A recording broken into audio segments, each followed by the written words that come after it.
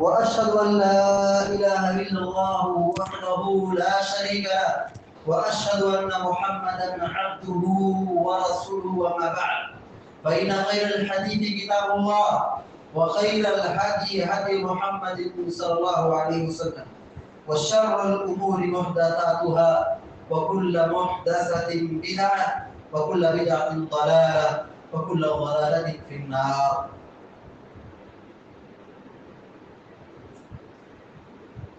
آج کے اس پروگرام میں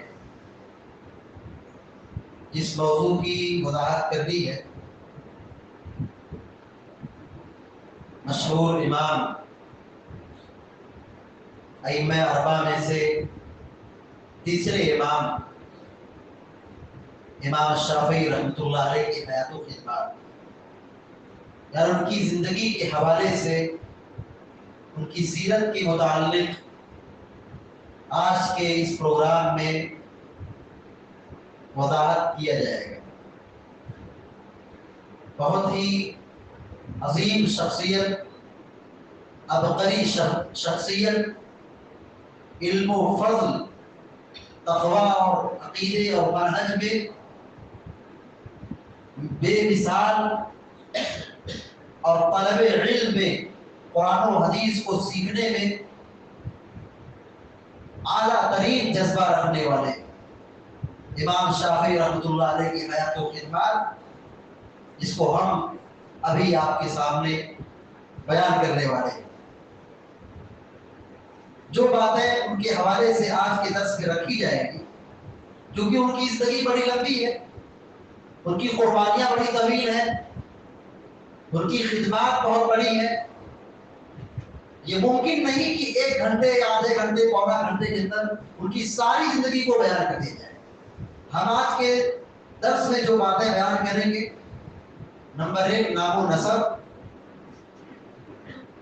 تاریخ پیدائش، علم کہاں سے اور کن سے حاصل کیا، آپ کے اساتذہ کون ہیں، آپ نے کون سا علم حاصل کیا، آپ کے متعلق محدثین نے، اس وقت کے علماء نے کیا باتیں بیان کی، یعنی ان کے متعلق کیا کہا، امام شافعی رحمہ اللہ نے علم کو سیکھنے کے لیے کہاں کہاں گئے، اور سیکھنے کے بعد کہاں کہاں سکھانے گئے، آپ کے تلامذہ یعنی آپ کے شاگردان، آپ کے اساتذہ، اور پھر آپ نے اپنی زندگی میں کون کون سی کتابیں لکھی، ان کتابوں کا مقصد کیا ہے، اور پھر امام شافعی رحمۃ اللہ علیہ نے کیا کہا ہے۔ کتاب و سنت کے حوالے سے، پیارے نبی صلی اللہ علیہ وسلم کی احادیث کے حوالے سے، اتباع سنت کے حوالے سے کیا نصیحتیں کی ہیں، اور پھر جو قرآن و حدیث کو چھوڑ کر اپنی رائے، قیاس، اس طرح کی باتیں کرتے ہیں۔ حدیث موجود ہے، قرآن کی آیت موجود ہے، لیکن یہ کہتے ہیں کہ ہمارے دماغ میں نہیں آتا، ہماری عقل کے خلاف ہے۔ یہ بیماری بہت پرانی ہے۔ نبی علیہ السلام کی وفات کے بعد صحابہ کرام کے آخری ادوار میں اگر دیکھیں تو ایک طبقہ اہل رائے کے نام پر ایک فرقہ پیدا ہوا، یعنی وہ حدیثوں کا انکار کرتے تھے، حدیثوں سے الگ ہو جاتے تھے، ان کی بات، ان کی رائے، ان کے دماغ میں جو بات سمجھ میں آتی تھی بس وہی کرتے تھے۔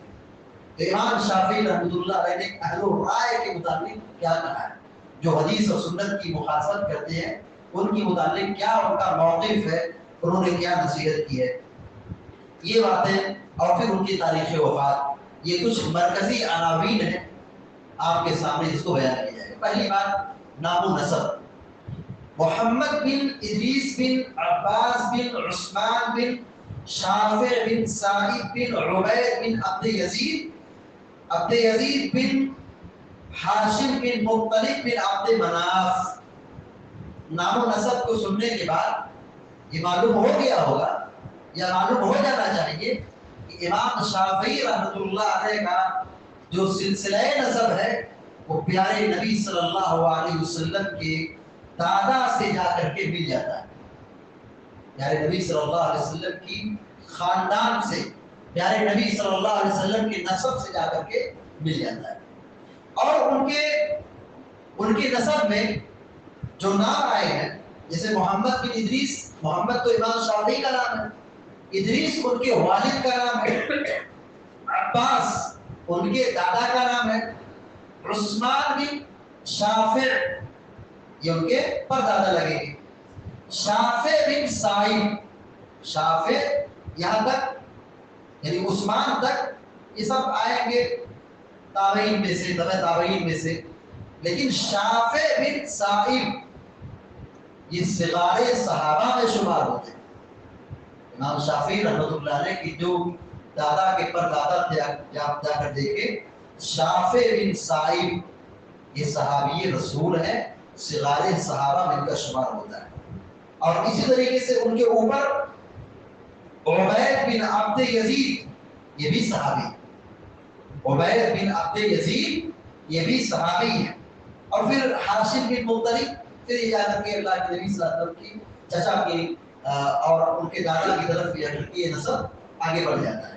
تو امام شافعی رحمۃ اللہ علیہ کے نسب پہ صحابی بھی ہے، اور مزید یہ کہ ان کا نسب اللہ کے نبی صلی اللہ علیہ وسلم کی خاندان سے جا کر کے مل جاتا ہے.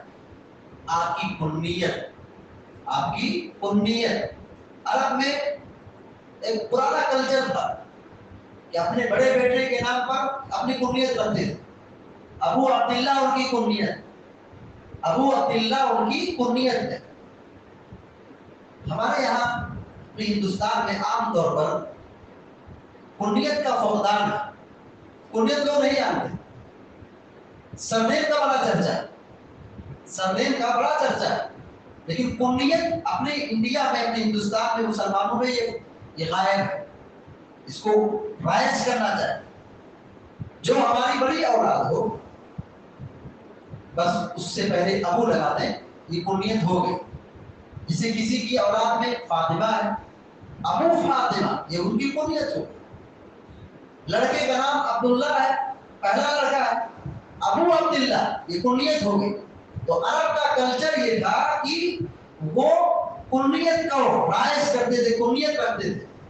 اللہ کے نبی صلی اللہ علیہ وسلم کی کنیت ابو القاسم تھی، یعنی نبی صلی اللہ علیہ وسلم کی کنیت ابو القاسم تھی. ہم ابو بکر صدیق کہتے ہیں، ان کا نام ابو بکر نہیں، ابو بکر ان کی کنیت. تو بہت سا جسے امام ابو حنیفہ رحمۃ اللہ علیہ مشہور نام ہے، ان کا نام ابو حنیفہ نہیں ہے، یہ ان کی کنیت ہے. تو عرب کا کلچر یہ تھا، عرب کا ماحول یہ تھا کہ وہ کنیت کو پسند کرتے تھے، کنیت رکھتے تھے. اللہ کے نبی صلی اللہ علیہ وسلم نے بھی کنیت رکھی ہے. اور صحابہ اکرام کی اگر آپ سیرت پڑھیں تو بہت سارے ایسے لوگ ہیں جن کی کنیت ہے، اور کسی کی ایک سے زائد کنیت.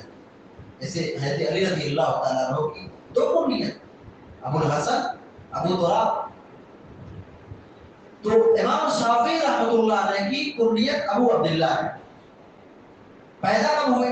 تاریخ پیدائش 150 ہجری، 150 ہجری میں فلسطین، غزہ جو شام کا علاقہ، بیت المقدس، مکہ سے تقریباً 12,500 کلو میٹر، 1,250 کلو میٹر. مکہ مکرمہ سے بیت المقدس 1250 کلو میٹر کے آس پاس، وہاں پہ پیدا ہوئی. کون؟ امام شافعی رحمۃ اللہ علیہ. سن 150 ہجری میں غزہ نامی فلسطین شام میں آپ پیدا ہوئے. 2 سال وہاں پہ رہے، پلے بڑھے. پھر ان کی والدہ ان کو لے کر کے کہاں آئی؟ مکہ. مکہ میں خیف نامی جگہ پر، گھاٹی میں، وہاں پر ان کا گھر تھا، وہی رہتے تھے. ان کے والد کا انتقال ہو چکا تھا، یتیم تھے. اور اگر آپ بڑے بڑے محدثین کی اور اسلاف کی جنہوں نے اسلام کی بڑی خدمت کی ہے، قرآن و حدیث کی بڑی خدمت کی ہے، بڑی قربانی دی ہے، ان کی اگر آپ سیرت پڑھو گے تو 2 باتیں آپ کو ملیں. وہ تو یتیم تھے، یعنی ابو کا انتقال ہو چکا تھا بچپنے میں، اور معاشی اعتبار سے بہت کمزور تھے، غریب تھے. اکثر محدثین کی سیرت اسی طرح ہے. ہمارے اسلاف، ہمارے علماء سلف کی پوری زندگی، اکثر زندگی اگر آپ دیکھیں 99% بہت کم ایسے علماء ہو جو مالدار رہے ہوں گے. یتیم رہے، دوسرا غریب رہے.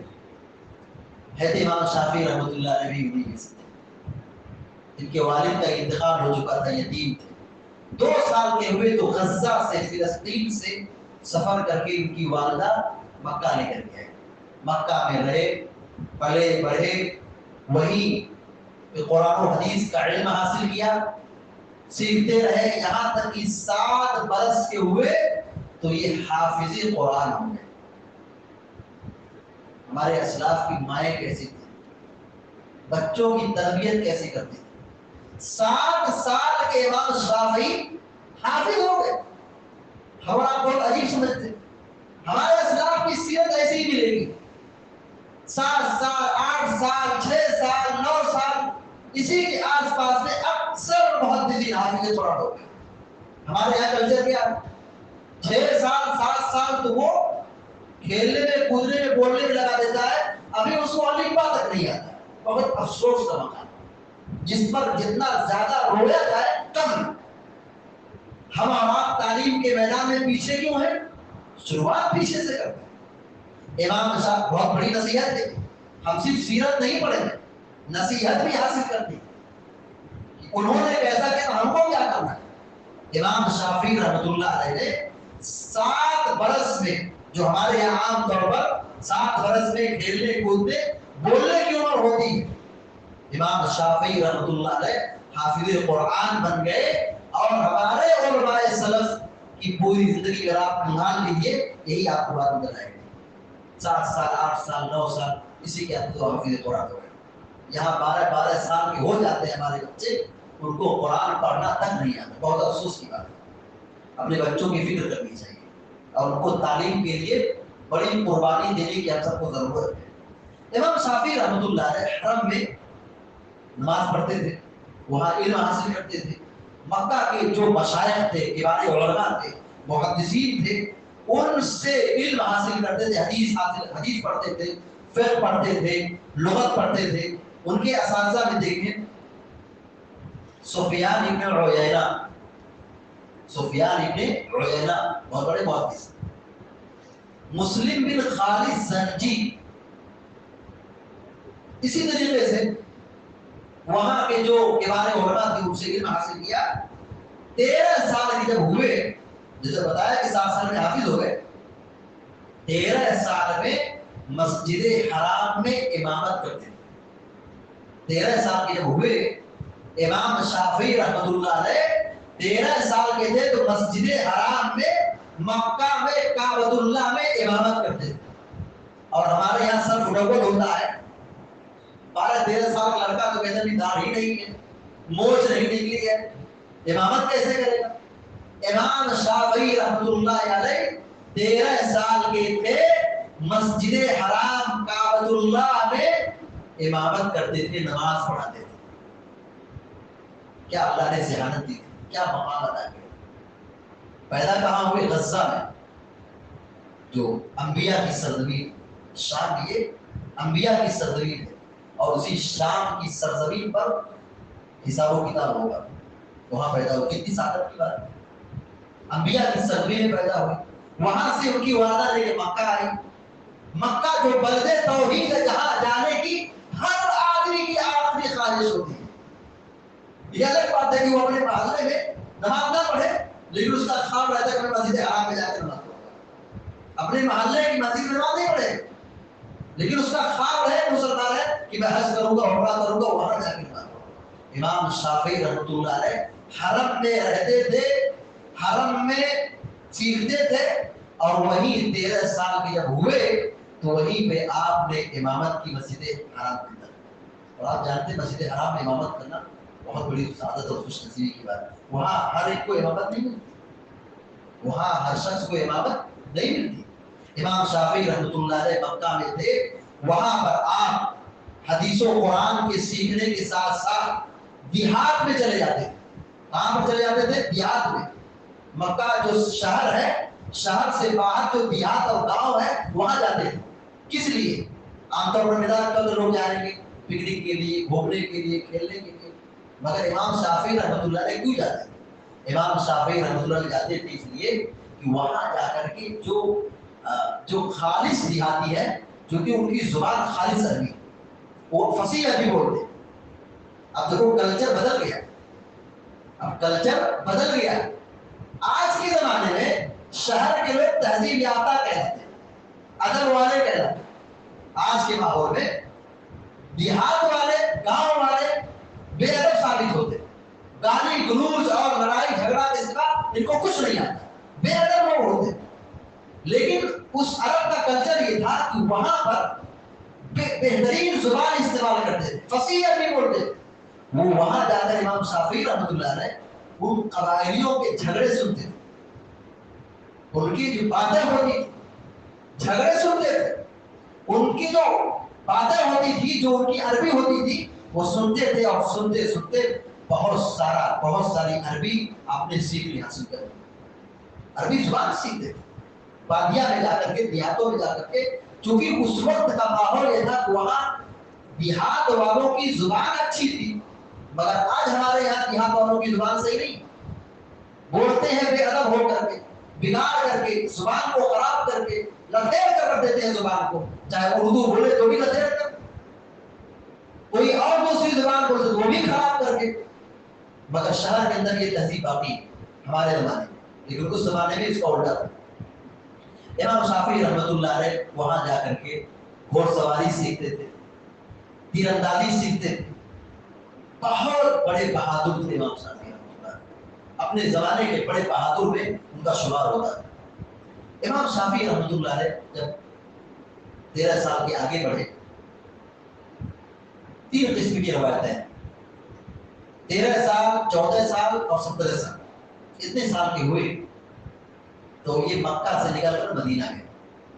مختلف روایتیں، بعض نے کہا کہ آپ 13 سال کے تھے، بعض نے کہا کہ آپ 14 سال کے تھے، کچھ لوگوں نے کہا نہیں 17 سال کے تھے. بہرحال جو بھی ہو، امام شافعی رحمۃ اللہ علیہ جب مکہ میں تھے تو مکہ کے جو علماء تھے ان لوگوں نے کہا تھا کہ اب امام شافعی، اب محمد بن ادریس شافعی یہ فتویٰ دینے کے لائق ہو گئے. کتنی عمر تھی؟ اگر ہم 17 ہی مان لیتے، 17 سال کی عمر میں مکہ کے حرم کے جو علماء اور مشائخ تھے ان لوگوں نے اجازت دی تھی کہ اب امام شافعی فتویٰ دینے کے اور تدریس کے لائق ہو گئے. مگر امام شافعی رحمۃ اللہ علیہ کو علم حاصل کرنے کا جذبہ تھا، علم حاصل کرنے کا شوق تھا. انہوں نے کہا کہ ہم مکہ کے علماء سے ہم صرف استفادہ کریں اور فائدہ اٹھا کر کے یہی کہ رہ جائے، بات اس سے بننے والے نہیں. ابھی اور سیکھنا، ابھی اور پڑھنا. علم دین ایک ایسا کنارہ ہے یا ایسا گہرا سمندر ہے جس کا ساحل نہیں.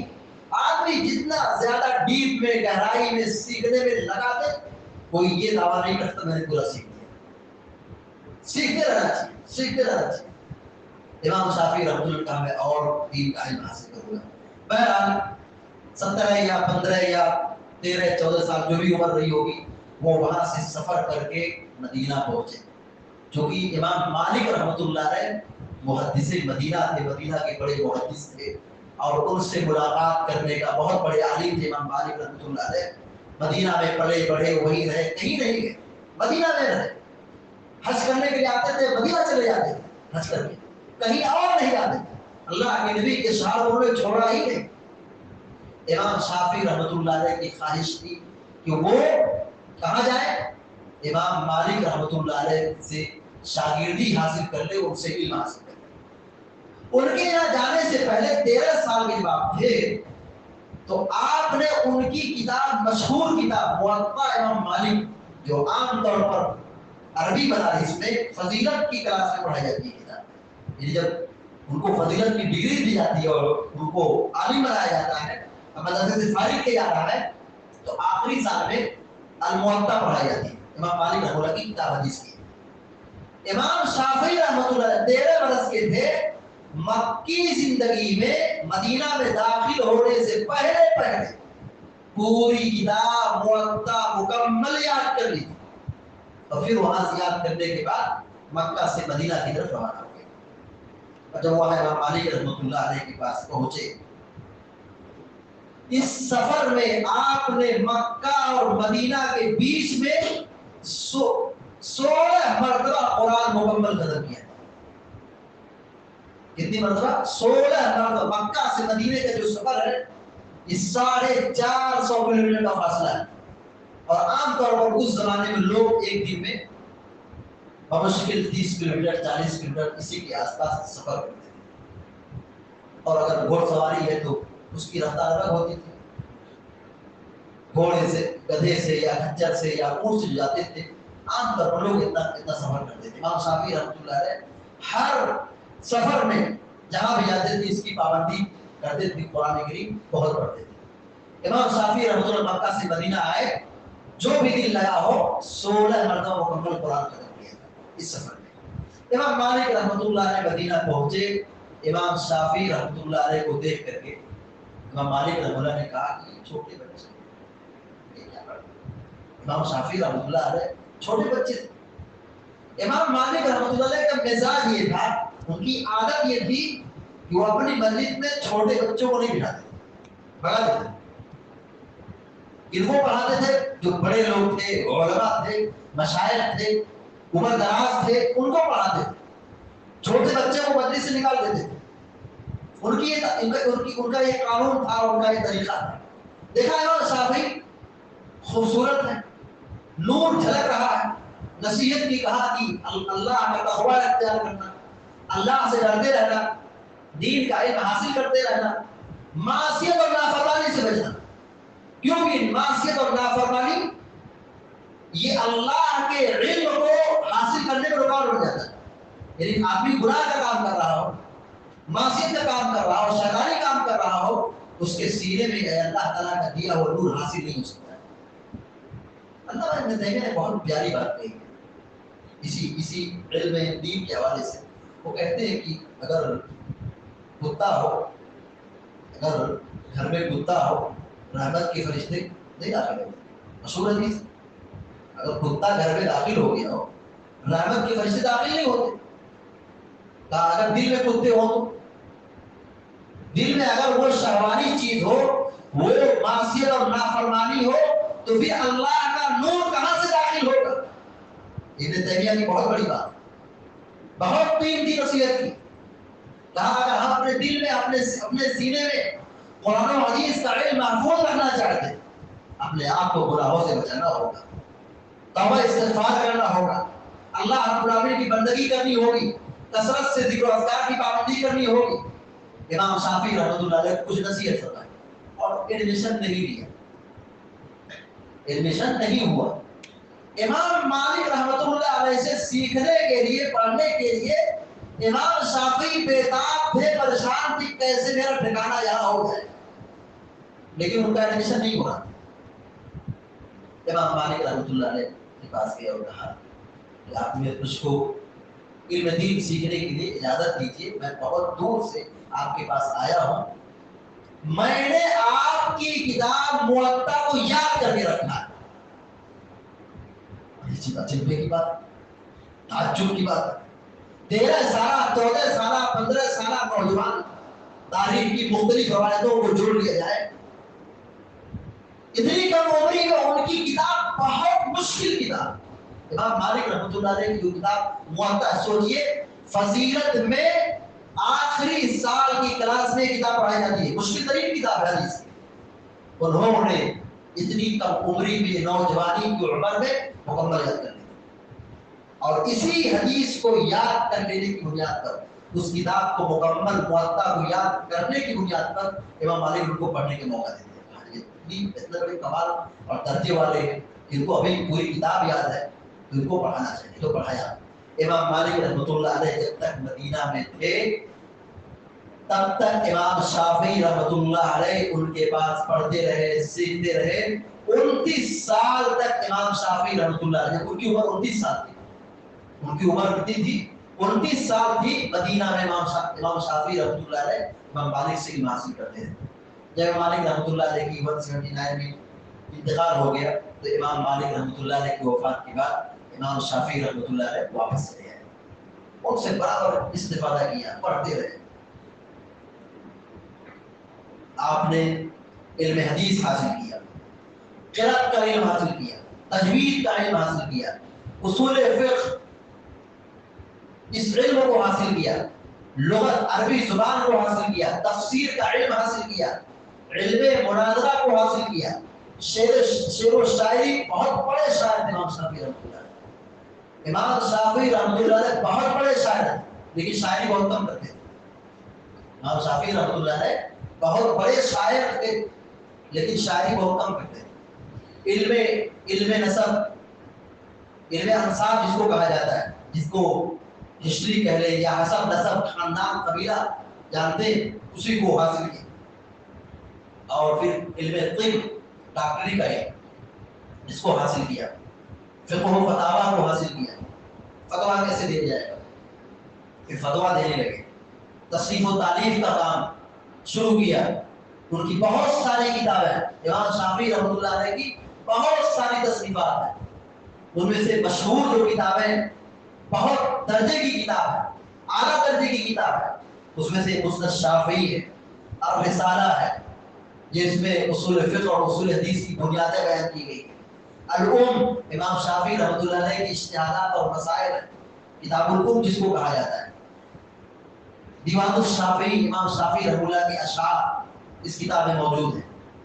آپ نے علم دین سیکھنے یا سکھانے کی غرض سے جن علاقوں کا آپ نے دورہ کیا، اس میں سے مکہ، مدینہ، یمن، عراق، مصر، یہیں پر آپ نے ان ممالک کا، ان علاقوں کا آپ نے بار بار سفر کیا، کئی مرتبہ گئے، کئی مرتبہ لوگوں کو پڑھایا، سکھایا، اور ان سے، اور جو وہاں کے مشائخ تھے، بڑے تھے، ان سے علم حاصل کیا اور لوگوں کو پڑھایا، سکھایا، سمجھایا، کتابوں کی تصنیف کی۔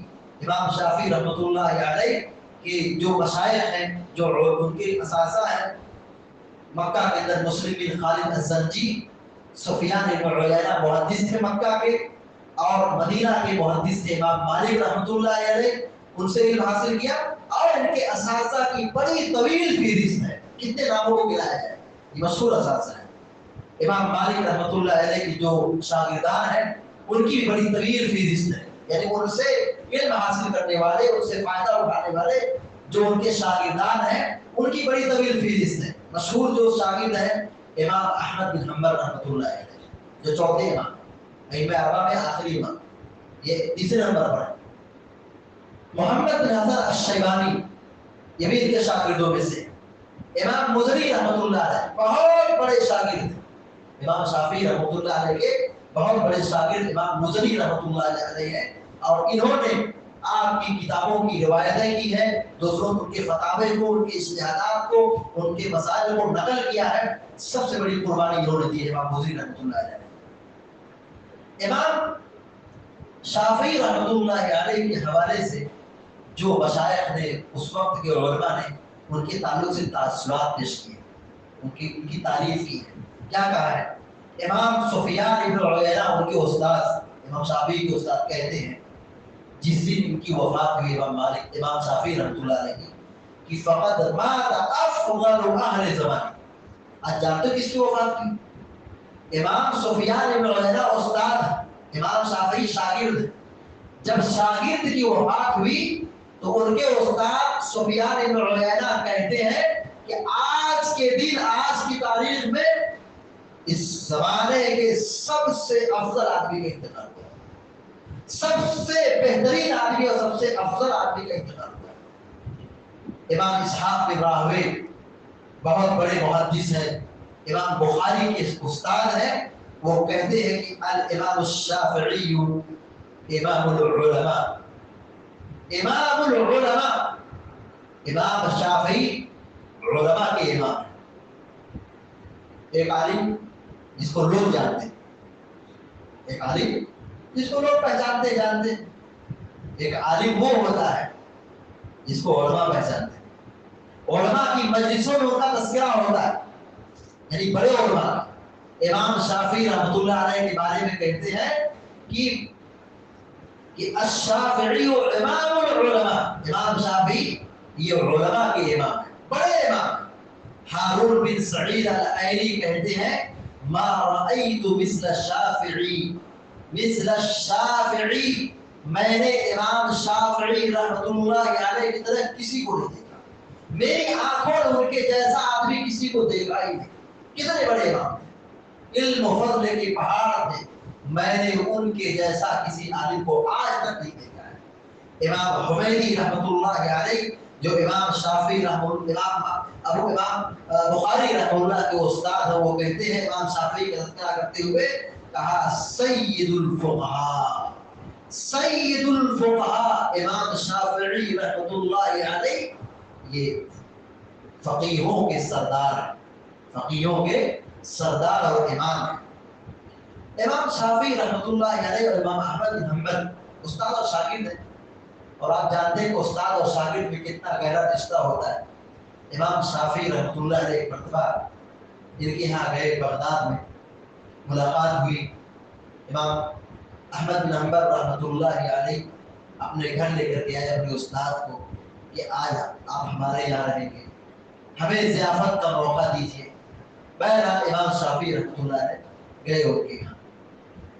ان کی بیٹی امام احمد بن حنبل رحمۃ اللہ علیہ کی بیٹی جانتی تھی امام شافعی کون ہے، ہمارے ابو کے استاد ہیں، بڑا چرچا تھا امام شافعی رحمۃ اللہ علیہ کا۔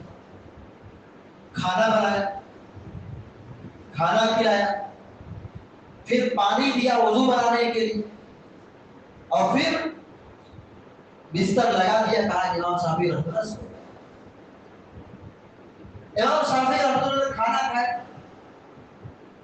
اور کھا کر کے اپنے بستر پر چلے گئے۔ پھر اس کے بعد امام احمد بن حنبل رحمۃ اللہ علیہ کی بیٹی کہتی ہے یہی امام شافعی ہے، امام شافعی جن کا چرچا ہم سنتے تھے، جانتے تھے، پڑھتے تھے، یہی امام شافعی۔ میں نے ان کے اندر 3 عجیب بات دیکھی۔ ان کی بیٹی کیا کہتی ہے، میں نے آپ کے استاذ، آپ کے مہمان کے اندر 3 عجیب بات دیکھی۔ کیا بات؟ کہا میں نے کھانا دیا تو ضرورت سے زیادہ کھائے، ضرورت سے زیادہ کھائے۔ عام طور پر آدمی کتنا کھاتا ہے آدمی سمجھتا ہے، مہمان کتنا کھاتا ہے آدمی جانتا ہے۔ امام شافعی رحمۃ اللہ علیہ عام عادت کے مطابق زیادہ کھاتی۔ دوسرا اعتراض یہ کیا، کہا دوسری عجیب بات یہ تھی کہ وہ بستر پہ گئے تو بستر ہی میں پڑے رہے، تہجد نہیں پڑھے۔ تیسری عجیب بات یہ تھی کہ اٹھے بستر سے ڈائریکٹ جا کر کے فجر کی نماز پڑھنے لگے، وضو تک نہیں بنا۔ 3 عجیب بات۔ بہرحال اس کا جواب یہ کہا امام شافعی رحمۃ اللہ علیہ نے، کہا دیکھو میں نے کھانا زیادہ کھایا کیونکہ مجھے معلوم ہے کہ یہ امام احمد بن حنبل کا گھر ہے۔ کس کا گھر ہے؟ احمد بن حنبل کا گھر ہے۔ اس گھر میں حلال روزی کے علاوہ کوئی روزی نہیں ہو سکتی، حرام کا شائبہ تک نہیں ہو سکتا، اور حلال روزی شفا ہے۔ حلال روزی کھانا کیا ہے؟ بیماری نہیں ہے، شفا ہے۔ حرام کھانا بیماری ہے۔ میں نے یہ سمجھا کہ امام احمد کا یہ گھر ہے اور اس میں صرف حلال مال رہے گا، حلال روزی حلال کھانا ہوگا۔ میں نے حلال کو زیادہ کھایا تاکہ مجھ کو طاقت ملے، قوت ملے، مجھے شفا ملے۔ اور دوسری بات یہ کہ میں بستر پہ گیا تو میں سو گیا، تم سنتے میں سو گئے، میں بستر پر سویا نہیں تھا۔ میں نے ایک حدیث سے 72 مسائل کا استنباط کیا ہے۔ میں لیٹ کر کے بستر پر سو کر کے میں نے 72 مسائل کو مستنبط کیا ہے، اور اسی 72 مسائل کو مستنبط کرنے میں، لکھنے میں میری پوری رات گزر گئی، میں نے ایک لمحہ تک نہیں سویا۔ تم کہتے میں سو گئے، ایک لمحہ تک نہیں سویا۔ اور کہا تیسری عجیب بات یہ تھی کہ یہ بغیر وضو کے عشاء کے وضو سے فجر پڑھ لیے، فجر میں وضو نہیں بنایا۔ عام طور پر آدمی سوتا ہے تو سو جاتا ہے، بے خبر ہو جاتا ہے، اس کا وضو ٹوٹ جاتا ہے، دنیا جانتی ہے۔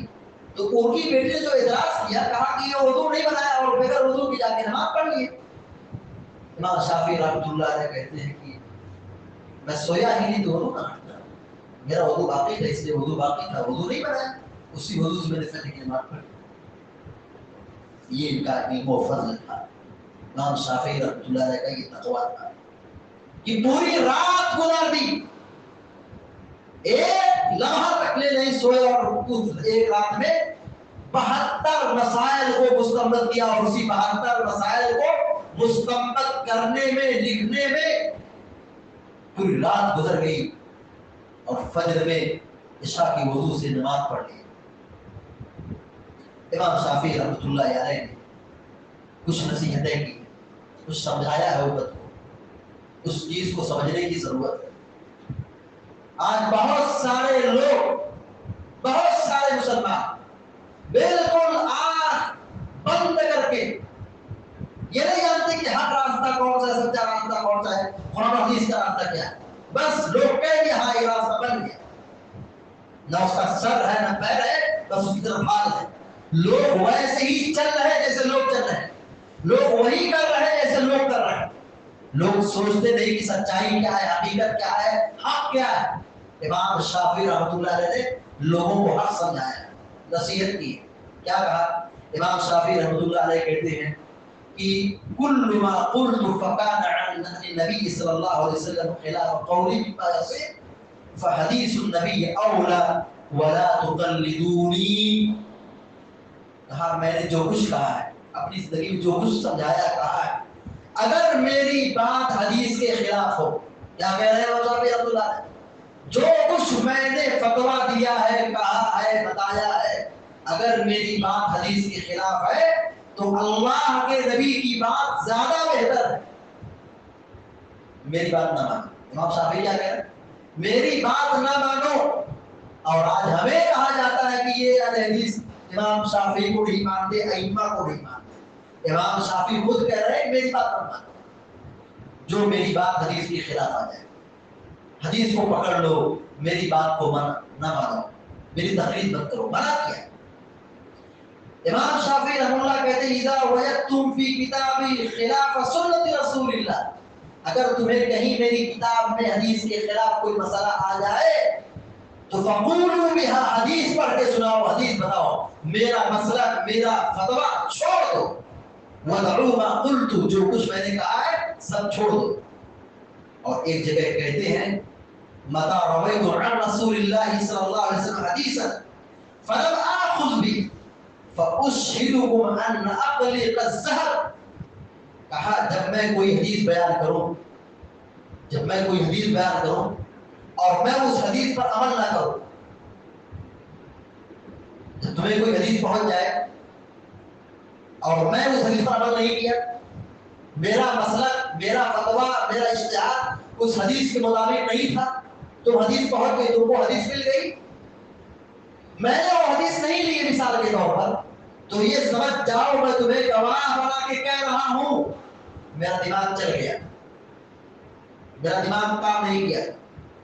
اگر کہیں ایسا تمہیں محسوس ہو، تمہیں نظر آئے کہ میرا عمل حدیث کے خلاف ہو، میں نے حدیث کو نہیں لیا، حدیث صحیح ہے اور میں نے حدیث کے خلاف کہہ لیا، تو سمجھ جاؤ کہ میرا دماغ چل گیا، میرا دماغ نہیں کام کیا۔ امام شافعی صحیح سند سے ثابت ہے، ایک مرتبہ انہوں نے ایک حدیث بیان کی، امام شافعی رحمۃ اللہ علیہ ایک حدیث بیان کی۔ ایک آدمی نے سوال کیا، کہا امام شافعی رحمۃ اللہ علیہ ابھی جو آپ حدیث بیان ہے اس پر عمل کرتے ہیں؟ کیا سوال کیا؟ یہ حدیث آپ نے بیان کی، کیا آپ کا اس حدیث پر عمل ہے؟ سوال غلط، ایسا سوال نہیں کرنا چاہیے۔ امام شافعی رحمۃ اللہ علیہ کہتے ہیں اچھا بتاؤ تم نے مجھ کو کب دیکھا ہے کہ میں چرچ سے نکل رہا ہوں، میں پادریوں کی مندر سے اور ان کی عبادت خانوں سے نکل رہا ہوں، تم نے کبھی اس کو دیکھا ہے؟ کبھی تم نے اس کو دیکھا ہے کہ میرے گلے میں کوئی پٹا ہے، کوئی دھاگا ہے، کوئی پادریوں کا کوئی لباس ہے، کوئی پٹا ہے جس کو میں باندھ کے رکھا ہوں؟ تم یہ سوال کر رہے ہو؟ یعنی یہ سوال صحیح نہیں تھا، تم کو اس پر سوال ہوتا ہے کہ میں حدیث بیان کر رہا ہوں اور میں اس حدیث پر عمل نہ کروں؟ میں جب بھی حدیث بیان کرتا ہوں تو اس پر میرا عمل ہوتا ہے، اور سن لو، ایک جگہ کہتے ہیں امام شافعی رحمۃ اللہ علیہ کہ سن لو کہ جب میں کوئی صحیح حدیث، جب تم کو کوئی صحیح حدیث مل جائے اور میرا اس حدیث پر عمل نہ ہو تو سمجھ جاؤ کہ میں زندگی بھی رجوع کرتا ہوں، مرنے کے بعد بھی رجوع کرتا ہوں۔ اگر کوئی میرا فتویٰ ہو، میرا کوئی مسئلہ ہو، میری کوئی بات ہو جو خلاف شریعت ہو، خلاف حدیث ہو، تو یہ سمجھ جاؤ میری بات کو نقل نہ کرنا، تم سمجھ جاؤ کہ میں زندگی بھی رجوع کرتا ہوں، مرنے کے بعد بھی رجوع کرتا ہوں، یعنی میرا اوپر عمل نہیں، میں رجوع کرتا ہوں۔ امام شافعی رحمۃ اللہ علیہ کے بارے میں امام شافعی رحمۃ اللہ علیہ نے ایک مرتبہ اپنے شاگرد سے کہا، امام احمد بن حنبل رحمہ اللہ سے کیا کہا، انتم اعلم بالحدیث والرجال منی، اے امام احمد چھوٹے شاگرد ہیں اور امام شافعی استاد ہیں، بڑے امام ہیں، استاد ہیں، اپنے چھوٹے شاگرد کو کہہ رہے ہیں اے احمد دیکھو تم مجھ سے حدیث زیادہ جانتے ہو، یہ حوصلہ افزائی، تم مجھ سے حدیث زیادہ جانتے ہو، یہ ان کا تواضع ہے۔ ایک کام کرنا، فَإِذَا كَانَ الْحَدِيثُ صَحِيحًا فَأَعْلِمُونِي، تم حدیث کے بارے میں زیادہ لگے رہتے ہو، تم کو سند معلوم ہے کون کوفی ہے، شامی ہے، بصری ہے، جب تم کو صحیح حدیث مل جائے تو مجھے بتا دیجیے گا۔ اپنے شاگرد سے کہہ رہے ہیں کہ مجھے جب تمہیں کوئی صحیح حدیث مل مجھے بتا دیجیے گا۔ صحیح حدیث اس کا مطلب کیا ہے؟ کچھ حدیثیں صحیح نہیں۔ یہ امام شافعی رحمۃ اللہ علیہ اپنے دوسری صدی میں کہہ رہے ہیں، جس زمانے میں امام شافعی زندہ تھے، خدمت انجام دے رہے تھے، دعوت و تبلیغ کر رہے تھے، دوسری صدی تھی، اس زمانے میں بہت ساری حدیثیں گڑھ لی گئی تھی۔ اس کلمے پر غور کرو، جب تمہیں صحیح حدیث مل جائے مجھے بتا دے گا۔ اس کا مطلب کیا ہے کہ ساری حدیثیں صحیح نہیں ہوتی ہیں، حدیثیں کچھ ضعیف ہوتی ہیں، کچھ موضوع ہوتی ہیں، منگڑت ہوتی ہیں۔ جب صحیح شرط دیکھیے، جب صحیح حدیث تم کو مل جائے مجھے بتا دیا کرو، یہ نہیں کہ حدیث بتا دیا کرو، کہا صحیح حدیث۔ اس کا مطلب یہ ہے کہ اس زمانے میں بھی ساری حدیثیں صحیح نہیں ہوتی تھی، اس میں حدیثیں ملاوٹ تھی، کچھ ضعیف تھی، کچھ موضوع تھی، منگڑت تھی، صحیح تھی، صحیح نہیں بتا دیا کرو۔ امام شافعی رحمہ اللہ کہتے ہیں اذا صح الحدیث فاضربوا بقولی عقد الحائل، اگر میری بات حدیث کے خلاف ہو میری بات کو دیوار میں مار دینا، جب صحیح حدیث مل جائے اور میری بات خلاف ہو میری بات کو دیوار پر مار دو اور صحیح حدیث پر عمل کرو، سنت پر عمل کرو، حدیث پر عمل کرو۔ امام شافعی رحمہ اللہ کہتے ہیں اجمع المسلمون على ان من استبانت له سنة رسول الله لم يكن له ان يدعى لقول الناس لقول احد من الناس، مسلمانوں کا اس بات پر اجماع ہے کہ جب کسی کو صحیح حدیث واضح ہو جائے، یہ معلوم ہو جائے کہ حدیث صحیح، امام شافعی کہہ رہے ہیں جب تمہیں معلوم ہو جائے حدیث صحیح تو کسی بھی شخص کے لیے جائز نہیں ہے کہ وہ کسی کی بات کی وجہ سے حدیث کو چھوڑ دے۔ یہ ایک طرف صحیح حدیث ہے اور اس کو صحیح حدیث معلوم ہو گئی، صحیح سند سے اس کو حدیث پہنچ گئی، ابھی حدیث صحیح پہنچ گئی ہے، اب کسی کے لیے جائز نہیں ہے وہ لوگوں کی بات کو، لوگوں کی وجہ سے حدیث کو چھوڑا دے، یہ جائز نہیں۔ سنت واضح ہو گئی، حدیث مل گئی، طریقہ یہ ہونا چاہیے کہ آمنا و صدقنا، ہم ایمان لائے، تصدیق کر رہے ہیں، عمل کریں گے، تسلیم کریں گے، اس کو ایمان ہے۔ اب اگر حدیث آگے کہتے نہیں حدیث تو صحیح ہے، حدیث تو صحیح ہے، لیکن چونکہ یہ ہمارے امام کے خلاف، ہمارے امام کے خلاف، تو اپنے امام کی بات میں حدیث کو نہیں مانیں، بہت بڑا جرم ہے یہ۔ امام شافعی یہ کہہ رہے ہیں رحمہ اللہ کہ مسلمانوں کا اس بات پر اجماع ہے کہ جس کو حدیث مل گئی، واضح ہو گئی، اب اس کے لیے جائز نہیں ہے کہ لوگوں کی باتوں کی وجہ سے حدیث رسول چھوڑا دے، جائز نہیں۔ امام شافعی رحمۃ اللہ علیہ سے کسی نے سوال کیا کہ بتائیے جمعہ کے دن 2 اذان ہوتی ہے، جمعہ کے دن دو اذان ہوتی ہے، کیا کرنا چاہیے؟ جمعہ کے دن دو سوال کیا گیا شافعی رحمۃ اللہ علیہ سے، ان کی کتاب کتاب الام میں یہ مسئلہ موجود ہے.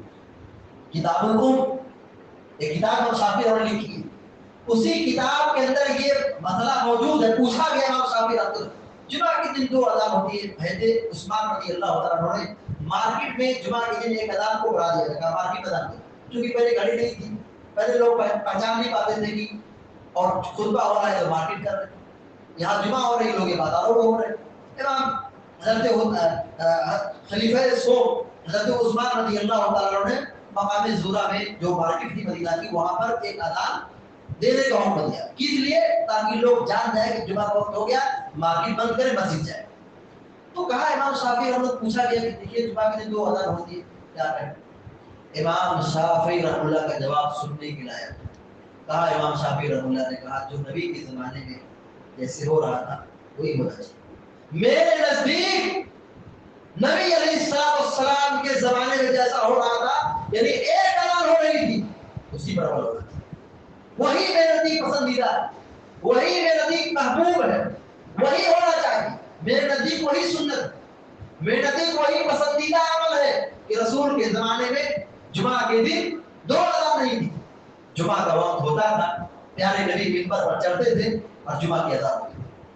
حضرت عمر، حضرت ابوبکر صدیق اور حضرت عثمان کی خلافت کے شروع زمانے میں یہ اسی پر عمل برقرار رہا کہ جمعہ کا وقت ہوتا، امام اور خطیب منبر پر کھڑا ہوتا اور اس کے بعد پھر جمعہ کی اذان شروع ہو جاتی تھی. اس سے معلوم ہوتا ہے کہ امام شافعی رحمۃ اللہ علیہ حدیث کے اور سنت کے کس قدر شیدائی تھے اور کس قدر اس پر عمل کرتے تھے. امام شافعی رحمۃ اللہ علیہ جو لوگ امام شافعی رحمۃ اللہ علیہ ان لوگوں کے بارے میں فرماتے ہیں جو سنت کی مخالفت کرتے ہیں اور پھر منطق، فلسفہ، رائے، دماغ، قیاس کھوپڑی لگاتے ہیں، سنت کو ٹھکراتے ہیں، کہتے حدیث عقل کے خلاف، حدیث وجہ نہیں آتی. ایسے لوگوں کے بارے میں کہتے ہیں امام شافعی رحمۃ اللہ علیہ کہ ما من شيء ابغض الي من الكلام وعلم. میرے نزدیک سب سے بدترین چیز علم کلام ہے، یعنی حدیث و قرآن کے خلاف جو بات کی ہے، حدیث و قرآن کو ٹھکرانے کے لیے بات کی ہے، عقل کو لڑایا جائے. علم کلام یہی منطق، فلسفہ ہماری سمجھ سے باہر ہے، حدیث کے خلاف ہے، ایسا ہے، عقل کے خلاف ہے، سمجھ نہیں آ رہا ہے. امام شافعی رحمۃ اللہ کہتے ہیں میری نگاہ میں سب سے بدترین چیز یہی علم کلام ہے. کہتے ہیں کہ لو يعلم الناس ما في الكلام من الاهواء لفروا منه فرارهم من الاسد. اگر لوگوں کو معلوم ہو جائے کہ علم کلام میں کیا ہے، کیا نقصان ہے، لوگ ایسے ہی بھاگیں گے جیسے شیر کو دیکھ کر بھاگتے ہیں. شیر چیر پھاڑ کرنے والا جانور ہے، آدمی اس کو دیکھ کر کتنا تھراتا اور گھبراتا بھاگتا ہے. سمجھا رہا ہے؟ لوگ کتنا ڈرتے ہیں شیر سے. ایسے ہی لوگ جیسے شیر سے ڈرتے ہیں بھاگتے ہیں، ایسے لوگ علم کلام سے بھاگیں گے. امام شافعی رحمۃ اللہ نے کہا میرا موقف یہ، میرا فتویٰ یہ ہے کہ اگر میں ایسے لوگوں کو پکڑ لوں جو علم کلام میں ملوث ہے، قرآن حدیث نہیں سیکھتے، قرآن حدیث نہیں پڑھتے، منطق، فلسفہ، علم کلام، قیاس، رائے، یہ سب پڑھتے رہتے، ایسے لوگوں کے بارے میں میرا کہنا یہ ہے کہ ان کو پکڑ کر کھجور کی ٹہنیوں سے مارا جائے، سزا دی جائے، اور پھر ان کو گلی گلی، نگر نگر گھمایا جائے، ذلیل کیا جائے، اور یہ کہا جائے ہذا جزاء من ترک السنہ. ان کو مارا جائے، پیٹا جائے، ذلیل کیا جائے، گلی گلی گھمایا جائے ان کو، اور پھر یہ کہا جائے ان سے ہذا جزاء من ترک السنہ. یہ بدلہ ہے، یہ سزا ہے اس آدمی کا جو سنت کو چھوڑ دے، جو سنت کو چھوڑ دے، سنت کو نہ سیکھے. ایسے آدمی کی یہی درگت ہے، یہی سزا ہے کہ مارا جائے اور لوگوں کے سامنے گھمایا جائے اور ذلیل کیا جائے. سنت کی مخالفت، سنت چھوڑنا بہت بڑا جرم ہے. امام شافعی رحمۃ اللہ علیہ کی یہی بہت ساری خدمات تھی. امام شافعی رحمۃ اللہ علیہ مناظرہ بھی کرتے تھے، لیکن مناظرہ کے اندر آپ کا اخلاق، آپ کا کردار، آپ کا حلم اور آپ کی نرمی جھلکتی تھی. آپ امام شافعی رحمۃ اللہ علیہ بڑے ادب کے ساتھ، نرم لہجے کے ساتھ مناظرے میں گفتگو کرتے تھے، نہ الزام لگاتے تھے، نہ اتہام لگاتے تھے، بالکل سلجھے انداز میں نصیحت کرتے تھے. ورنہ عام طور پر مناظرہ بھی ہوتا ہے کہ آدمی فریق مخالف کو زیر کرنے کے لیے، اس کو ہرانے کے لیے ہر ممکن کوشش کرتا ہے، حتیٰ کہ وہ اس مناظرے کے عالم میں حق کو چھپاتا ہے، حق کا انکار کرتا ہے۔ امام شافعی رحمۃ اللہ علیہ اپنے فریق مخالف کے لیے ہدایت کی دعائیں بھی کرتے تھے۔ امام شافعی رحمۃ اللہ علیہ سن 204 ہجری میں ماہ رجب کے اخیر میں جمعہ کی رات کی عشاء کے بعد رات میں آپ کی وفات ہوئی، اور جس وقت آپ کی وفات ہوئی اس وقت آپ 54 سال کے تھے۔ 54 سال کے اندر آپ نے وہ کام کر کے دکھایا، اگر کسی کو 5400 سال دے دی جائے تو بھی وہ کام نہیں کر سکتا ہے۔ امام شافعی رحمۃ اللہ کی زندگی کے حوالے سے کچھ باتیں آپ کے سامنے رکھی گئی۔ اللہ رب العالمین سے دعا کرتے ہیں اللہ تبارک و تعالیٰ امام شافعی رحمۃ اللہ علیہ اور ایسے ہی علماء سلف کی قبروں کو اللہ تعالیٰ نور سے بھر دے، ان کے درجات کو بلند فرمائے، اور ہم سب کو اور سارے مسلمانوں کو صحیح عقیدے اور صحیح منہج پر قائم رہنے کی توفیق عطا فرمائے، اور دنیا میں زندہ رکھے، ایمان اور توحید پر سب کو قائم رکھے، اور جو بیمار ہیں پریشان ہیں اللہ تعالیٰ ان کی بیماری کو دور فرمائے، ان کو شفائے کاملہ عطا فرمائے اور ان کی پریشانی کو دور فرمائے، اور ہم سب کے اور سارے مسلمانوں کے کاروبار میں اور مال اولاد میں برکت عطا فرمائے، اور ہم سب کو دنیا میں تک باقی رکھے، ایمان اور توحید پر قائم رکھے، اور جو ہمارا خاتمہ ہو تو خاتمہ بالخیر ہو، اور کلمہ توحید ہمارا آخری کلمہ ہو۔ صلی اللہ علیہ محمد۔ والسلام علیکم ورحمۃ اللہ وبرکاتہ۔